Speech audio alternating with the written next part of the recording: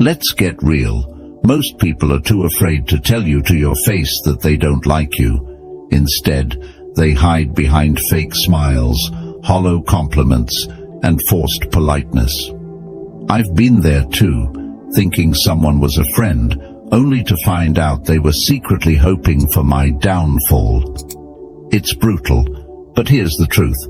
If you don't recognize the signs, you'll end up wasting your time and energy on people who, deep down, can't stand you.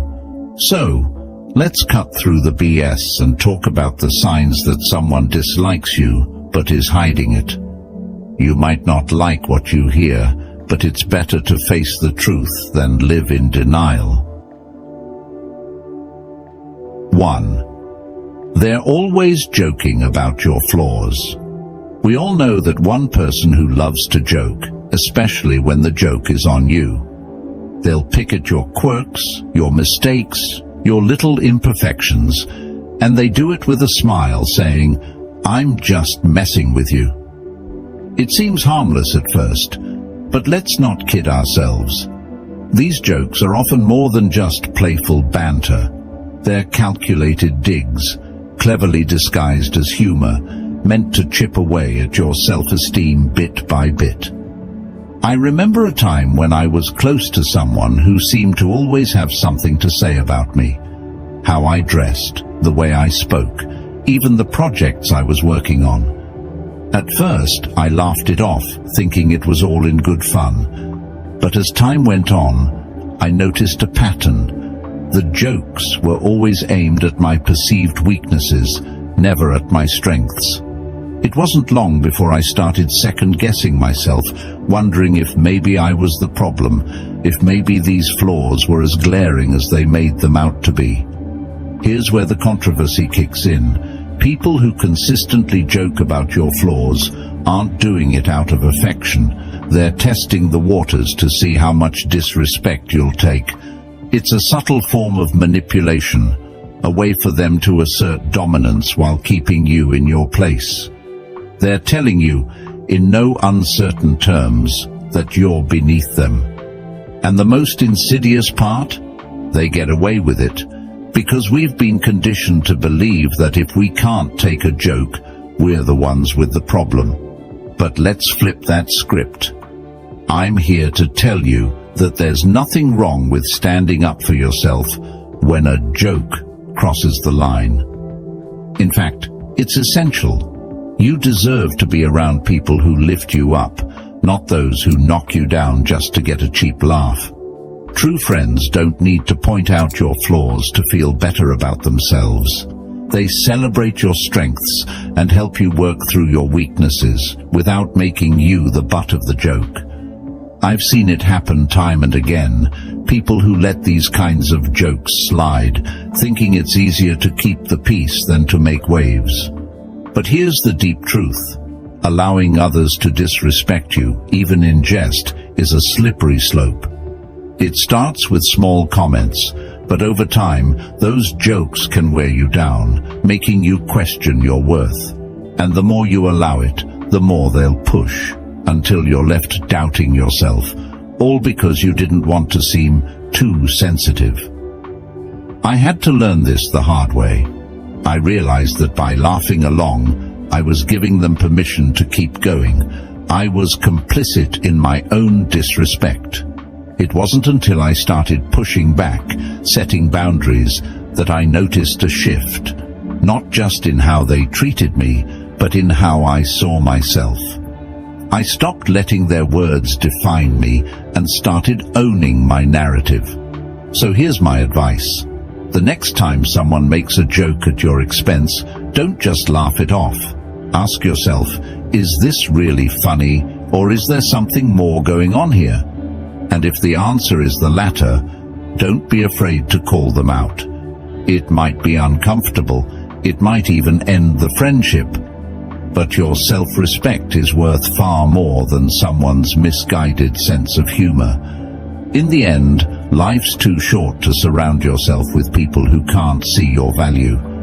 If their idea of friendship is constantly pointing out your flaws, then it's time to find new friends. The ones who truly care about you will never need to put you down to feel good about themselves. So stand tall, speak up, and don't let anyone reduce you to a punchline. 2. They give compliments that sting like insults. We've all been there.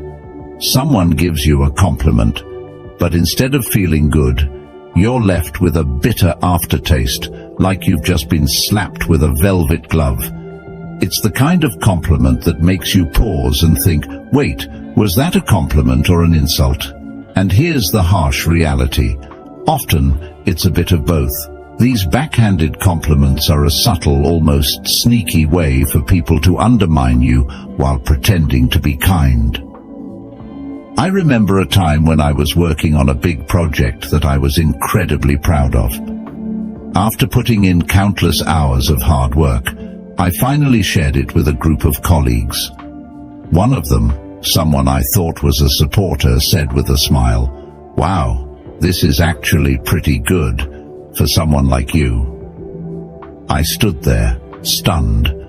On the surface it seemed like a compliment, but those last few words, "for someone like you," hit me like a ton of bricks.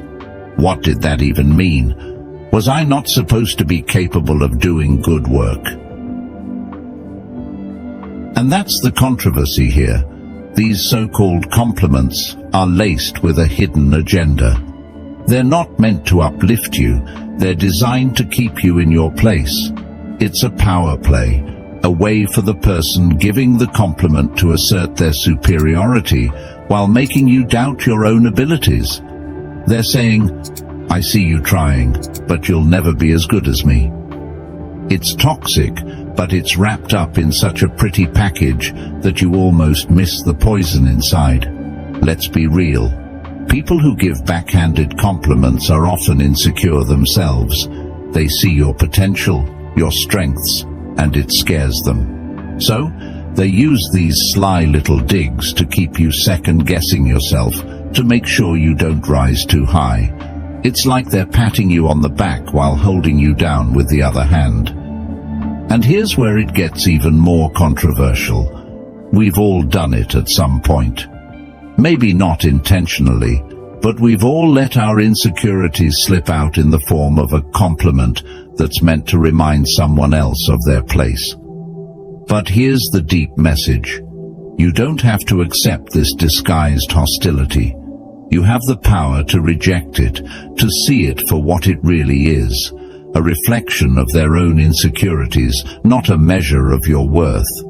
When someone says, "You're smarter than you look," or "This is good, considering you're new at this," you don't have to swallow it whole. Call it out for what it is, even if it makes things awkward. Because if you don't, you're allowing them to dictate how you see yourself, and that's a power you should never hand over to anyone. I've learned to recognize these compliments for what they are, a mirror reflecting someone else's insecurities. And when you see it that way, it loses its sting. Instead of internalizing it, you can almost laugh it off. Because at the end of the day, their words say more about them than they ever will about you. So here's what I do now. When I receive a backhanded compliment, I don't let it slide. I'll respond with something like, "Thanks, but what do you mean by that?" It forces them to confront the insult hidden in their words, and more often than not, it puts them on the spot. They're suddenly aware that you're not playing their game, and it's amazing how quickly their tune changes. The takeaway: don't let anyone's veiled negativity define you. Whether it's a well-meaning friend, a jealous colleague, or even a family member, remember this: your worth isn't up for debate. Compliments should lift you up, not tear you down. If someone's words leave you questioning yourself, it's time to question their intentions instead. Life is too short to waste on people who can't genuinely celebrate your successes. Surround yourself with those who see your value and aren't afraid to let you know it, without any strings attached. 3. They subtly exclude you from plans. It's the little things that sting the most, like realizing that your so-called friends accidentally forgot to invite you to that dinner, that party, or that weekend getaway.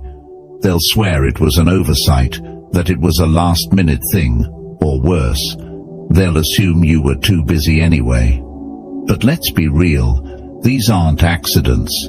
This is social exclusion in its sneakiest form, and it's a clear sign that you're not as valued as you think. I've been on the receiving end of this too many times. I remember checking my phone one weekend and seeing pictures of a group of friends having a great time at an event I would have loved to attend. The kicker? Not a single person mentioned it to me beforehand. When I casually brought it up later, they were full of excuses. "Oh, we thought you were busy," or "it was such a last-minute plan." But deep down, I knew the truth. If they wanted me there, they would have made sure I knew about it. And here's where the controversy comes in. This kind of exclusion isn't just thoughtlessness, it's deliberate. It's a way of sending a message without saying a word. They don't want you there, but they don't have the guts to tell you to your face. Instead, they hope you'll just fade out of the group quietly, without causing a scene. It's passive-aggressive, and it's cowardly, but it's also incredibly common. People don't talk about this much because it's easier to pretend it's not happening. It's easier to swallow the excuses, to convince yourself that it really was just a mistake, rather than face the painful truth that you're being pushed out. But here's the thing. If you keep accepting those excuses, you're giving them permission to keep excluding you. You're letting them decide your place in their lives, rather than taking control of your own narrative. I had to learn this the hard way. For a while I kept quiet, letting those accidental exclusions slide, hoping that maybe next time I'd be included. But then I realized that by staying silent, I was allowing myself to be treated as an afterthought. So, I did something controversial. I started calling them out on it. I'd say, "Hey, I saw you guys went out last weekend. Why didn't anyone invite me?" It wasn't easy, and it definitely made things awkward, but it also forced them to confront their behavior. And guess what? The dynamics changed. Some people got defensive, others tried to make up for it, but the bottom line was clear. I wasn't going to let them exclude me without a fight. Here's the deep message. If people want you in their lives, they'll make the effort to include you, no matter how last-minute the plan is. And if they don't, then it's time to rethink the value of those relationships. You deserve to be around people who don't make you feel like you're constantly chasing after their approval or their attention. True friends don't forget to invite you. They make sure you're there because they genuinely enjoy your company. So, if you find yourself being subtly excluded from plans, don't just brush it off. Confront it. Ask the hard questions and be prepared for the answers, even if they're not what you want to hear. Because at the end of the day, it's better to know where you truly stand than to be left wondering why you were left out again. And remember, you're not a backup option, you're a priority. Surround yourself with people who treat you like one. 4. They're busy only when it comes to you. We've all heard it before. "I'm so busy these days, sorry I can't hang out." It's the perfect excuse. After all, who isn't busy? But what happens when you start noticing a pattern? They're always available for others, posting pictures of their outings, catching up with mutual friends. But when it comes to you, suddenly they're swamped. Here's the cold, hard truth. They're not too busy. They're just too busy for you. I've been in that frustrating situation more times than I care to admit. I remember reaching out to a friend I used to be close with, trying to set up a time to catch up. Every time I suggested something, they'd have an excuse. I'm working late. I've got a lot on my plate. Maybe next week. Meanwhile, I'd see them hanging out with other people, having a great time, somehow always finding a way to make time for everyone except me. It took me longer than I'd like to admit to see the pattern.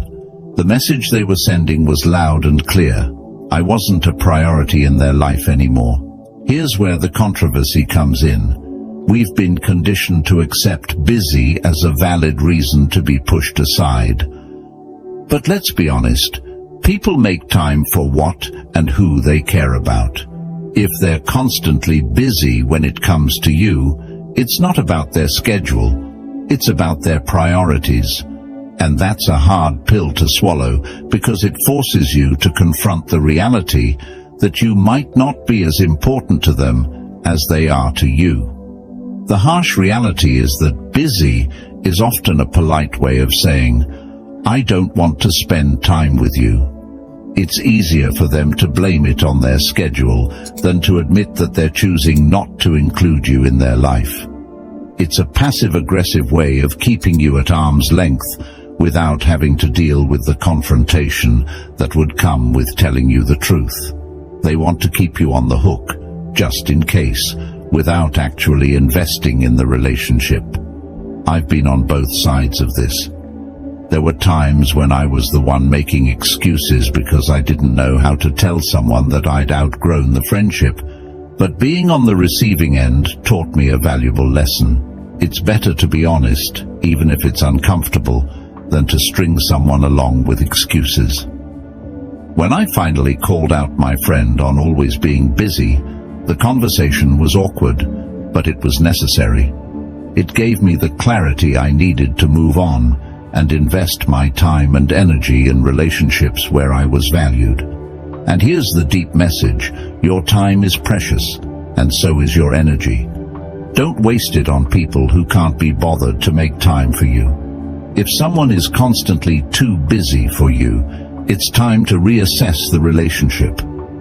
You deserve to be around people who are excited to see you, who make an effort to include you in their lives, not just when it's convenient for them, but because they genuinely enjoy your company. It's important to recognize that people change, and so do relationships. Sometimes we hold on to people out of habit, nostalgia, or fear of being alone, even when they've clearly moved on. But there's strength in letting go, in acknowledging that you deserve more than someone's leftover time. It's not about being needy or demanding, it's about valuing yourself enough to walk away from those who don't value you. 5. They avoid physical contact like the plague. Let's talk about the elephant in the room, physical contact, or rather, the lack of it. We're not just talking about romantic relationships here. Physical contact is a basic human interaction, a way of connecting and building trust. So what does it mean when someone goes out of their way to avoid even the most casual touch? The answer isn't pretty. They're sending a clear signal that they're uncomfortable around you, and it's time to pay attention. I once had a colleague who seemed to recoil every time I reached out for a handshake or a friendly pat on the back. At first I thought I was imagining things, but then I noticed it wasn't just me. They were warm and tactile with everyone else. But when it came to me, it was like I had the plague. It wasn't long before I realized that their avoidance of physical contact was more than just a quirk.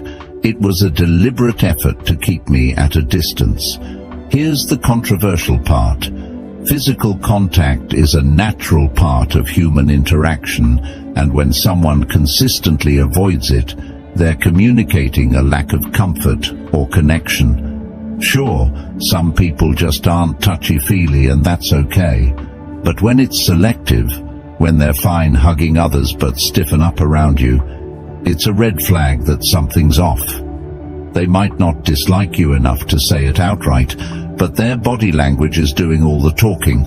And let's be honest, we've all been there, on both sides of the equation. Maybe you've avoided a handshake or leaned back when someone got too close because you just weren't feeling the vibe. Or maybe you've been on the receiving end, wondering why someone always seems to flinch when you're around.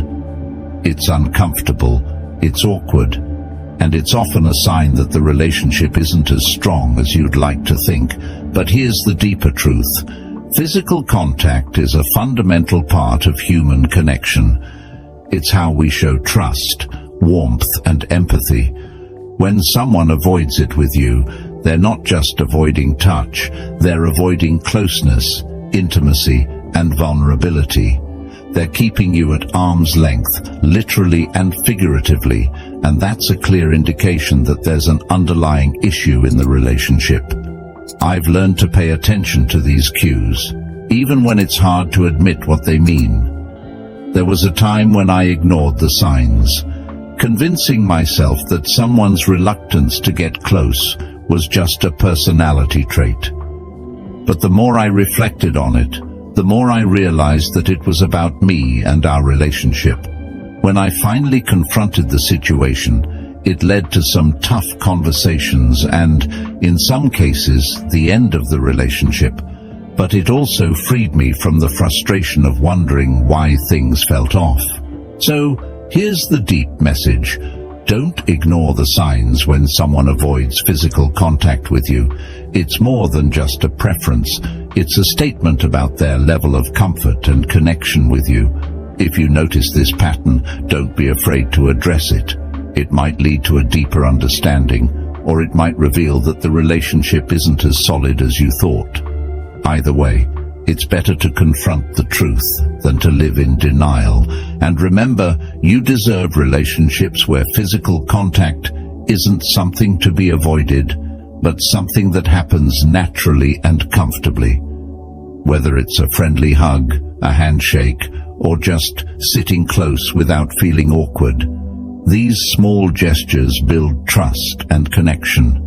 If someone consistently avoids them, it's a sign that something's not right. Don't be afraid to ask the tough questions and, if necessary, make the tough decisions. Life's too short to be surrounded by people who keep you at a distance, literally and figuratively. 6. They disappear when you need support. Let's get real. Nothing reveals the true nature of a relationship like a crisis. When the going gets tough, you find out who your real friends are. So what does it say about someone when they vanish the moment you need them most? It's not just a sign of flakiness. It's a neon warning that they're not as invested in you as you might have thought. And let's face it, when someone pulls a disappearing act during your darkest hours, it's not just hurtful, it's a betrayal. I learned this the hard way during a particularly rough patch in my life. I was dealing with a major personal issue, something that really shook me to my core. Naturally, I turned to the people I considered close friends, expecting some level of support, even if it was just a text or a quick call. But guess what? Crickets. The people I thought would be there for me suddenly had every excuse in the book. I'm so swamped at work. Sorry, I'm just really busy right now. I'll check in with you later. Spoiler alert, they never did. Here's where it gets controversial. People love to talk about how they'll always be there for you, but when push comes to shove, many of them are only around for the good times. They'll party with you, laugh with you, and enjoy the high points of your life. But the minute things get real, they're nowhere to be found. It's easier for them to ghost you than to deal with your pain or discomfort. They don't want to be dragged into your problems because deep down, they don't care enough to be there when it counts. And let's be brutally honest, true support isn't about convenience. It's about being there when it's hard, when it's uncomfortable, and when it's the last thing you want to do. The people who disappear when you need them most aren't just being inconsiderate. They're showing you exactly where you stand in their life. They're saying, without words, your problems aren't worth my time. I remember feeling absolutely gutted when I realized that the people I'd been there for in the past, during their breakups, their family dramas, their career setbacks, couldn't be bothered to return the favor. It was a wake-up call, and not a pleasant one. But it was also a lesson I needed to learn. Not everyone who smiles in your face is truly in your corner. Here's the deep message. Support is the foundation of any meaningful relationship. It's easy to be around when everything's going well, but the real test of a relationship is how people respond when things fall apart. If someone disappears the moment you need them, they're not just failing you. They're showing you that they were never really there in the first place. But don't let their absence make you bitter. Let it make you better. Use it as a filter to sift out the people who don't deserve a place in your life. The ones who stick around, who check in, who show up even when it's inconvenient. Those are the people who truly matter. And those are the relationships you should nurture and cherish. In the end, life is too short to invest in fair-weather friends. Surround yourself with people who will stand by you in the storm, not just bask in the sunshine, because when you find those rare individuals who stick around when the chips are down, you've found something worth holding on to. And as for those who disappear, let them go. They've already shown you their true colors. 7. They gossip about you behind your back. Gossip, it's the social poison that spreads faster than wildfire and can burn down relationships in an instant. The thing about gossip is that it's never as innocent as people make it out to be. When someone you consider a friend talks behind your back, they're not just sharing a harmless story, they're actively sabotaging your trust, your reputation, and your relationship. And let's be real, when they gossip about you, it's a clear sign that they don't respect you, no matter how friendly they act to your face. I've been the subject of gossip before, and let me tell you, it's one of the most gut-wrenching experiences. There was a time when I confided in someone I thought was a close friend about a personal issue. I needed to vent, to unload some of the weight I was carrying, and I trusted this person to keep it between us. But within days, details of that conversation started circulating, twisted and exaggerated. It was like a game of telephone, except the message wasn't just getting lost. It was being weaponized against me. The person I trusted had turned my vulnerability into entertainment for others. Here's the controversial truth. People who gossip about you aren't just venting or sharing concerns. They're playing a power game. Gossip is a way for them to elevate themselves while putting you down, all without having to confront you directly. It's cowardly, it's manipulative, and it's toxic. They're not just damaging your reputation, they're damaging the very foundation of trust that any real relationship is built on. And let's get one thing straight. People who gossip about others to you will gossip about you to others. It's a pattern, not a one-time thing. I've seen it happen too many times to count. Someone who loves to spill the tea on everyone else suddenly goes quiet when they're around you. Guess what? They're probably spilling your tea when you're not around. It's a betrayal of the worst kind, because it's done in the shadows, without giving you a chance to defend yourself or even know what's being said. Now, here's where it gets really personal. I remember confronting the friend who gossiped about me, expecting some sort of apology or at least an explanation. Instead, they acted like it was no big deal, brushing it off as just a bit of harmless talk. But here's the thing. Gossip is never harmless. It's a betrayal, plain and simple, and it says far more about the person spreading it than it does about the person it's about.